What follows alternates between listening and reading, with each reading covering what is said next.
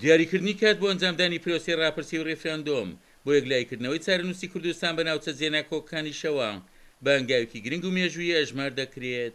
من هەموو کاتی وتومە ئەگەر کەرکووک لە ناو ڕێفرەندەم نەبێ ئەو معنایە ناگەێنێ و معنای واشەکەوە تۆ دەستت لە کەرکووک هەڵگرتووە و خەڵکی کوردستان ئەمە قبول ناکەن.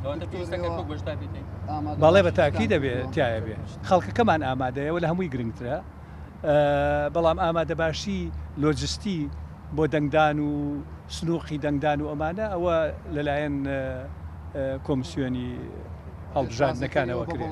مەبێ کەرکووک سەرکەوتوو نابێت چونکە ئەوەی کە دێ ڕێژەی ناوچە کوردستانەکان دەرێ منکستان بەقەت ئەو ناوچانەیە کە لە ژێر ئیداری هەرێمی کوردستانە، ینی نە کەرکووک ئەتوانێت ئێستەخناکە لە هەرێم نە هەرێمیش توانێت کەرکووک لە خۆی جیاکاتەوە. جا بۆی ئەو ئستفتا و ڕێفراندۆمە لەسەر ئایندەی کوردستان ئەبێ کەرکووک و هەموو ناوچە کوردستانەکانی تیابێت.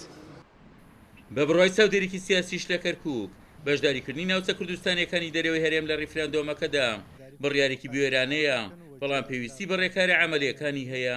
بەنسبەت ناوچە دابڕاوەکانەوە ئێمە پێمان وایە پێویستە ئەگەر ڕێفراندۆم لە کوردستان کرا ئەوەی کە دیاریشکراوە 25 پێویستە ئەم ناوچانەش بگرێتەوە. یەکەم جار پێویستە نووسینگەیەکە بێ بۆ کاروباری ئەم ناوچانە، دوایی میکانیزمی بەشداریکردن چۆنە ئەبێ ئەوانە لە ئێستەوە خەریکی دیاریکردنی بین و من پێم وایە ئەبێ لە کەرکووک هەموو نەتەوەکان دەنگ بدا، ئەگەر بەنەخێریش بێ پێویستە دەنگ بدا چونکە هەمویان لە ناوچە کوردستانەکان ئەژێن و ئەگەر ئەم ناوچانە بەشداری گەرمی تێدانەکە مانای وایە ڕێفراندۆمەکە لە کوردستانە بە بەڵێ خەڵک ئەکسەریەتی دەنگەدا، بەڵام پێویست بەواکە لەم ناوچانش ڕێفراندۆم بکرێەوە ئەم ناوچانش کوردستانی بوونی خۆی بسەلمێنێ.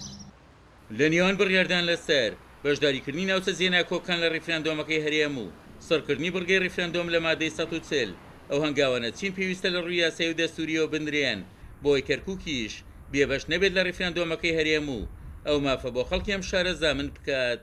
عومەر غەریب، کورسات نیوز، کەرکووک.